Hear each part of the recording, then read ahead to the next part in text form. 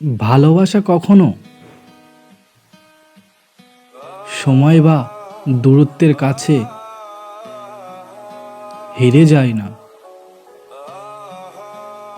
হেরে যায় অবিশ্বাস আর অবহেলার কাছে। কষ্ট দিতে আমিও জানি, হয়তো চেষ্টা করিনি, কারণ আমি ভালোবেসেছিলাম,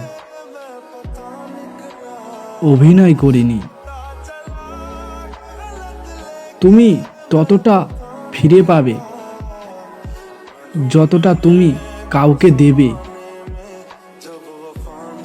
সেটা ভালোবাসা হোক কিংবা কষ্ট।